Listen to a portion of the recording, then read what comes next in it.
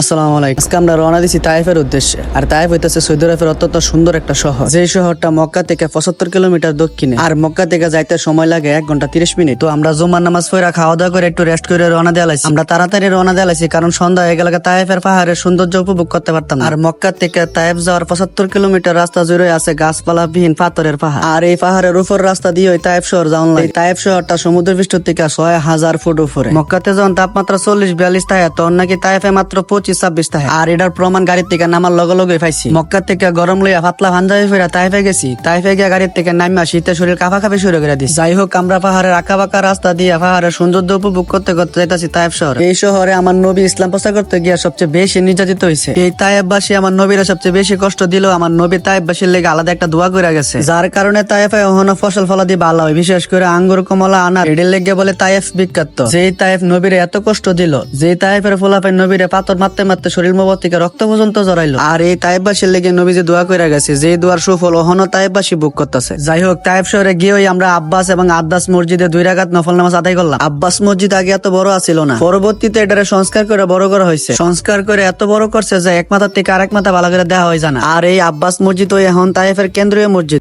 আর আদ্দাস মসজিদের কোনো সংস্কার করা হয়েছে না, আগে যেমন আসলে এখনো এমনই আছে। এমনকি আদ্দাস মসজিদের যাওয়ার রাস্তার 2 পাশের ওয়াল গুলাও সংস্কার করা হয়েছে না, আগে যা ছিল এখনো তাই আছে। এই মসজিদটা ছোট হইলেও ভিতরে অনেক সুন্দর। আর এই মসজিদের আশেপাশে মানুষ তাইফের বিখ্যাত আঙ্গুর আর ভুট্টা বিক্রি করতেছে।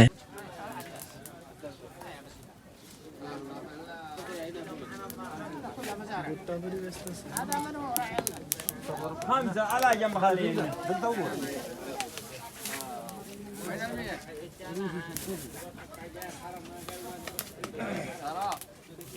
যাই হোক, আব্বাস এবং আদ্দাস মসজিদ ঘুরা দেওয়ার পর আমরা রওনা দিলাম বুড়ির বাড়ির উদ্দেশ্যে। ছোটবেলা বইয়ে পড়ছিলাম যেই পথে দিয়ে নবীজি মসজিদ যেত, সেই পথের মধ্যে বুড়ি কাটা দিয়ে রাখতো। আর এটাই হইতেছে হে বুড়ির বাড়ি। যদিও বাড়ির কোনো চিহ্ন নাই, তবে বুড়ির বাড়ির ওয়ালের পাথর গুলা দেখা যায়।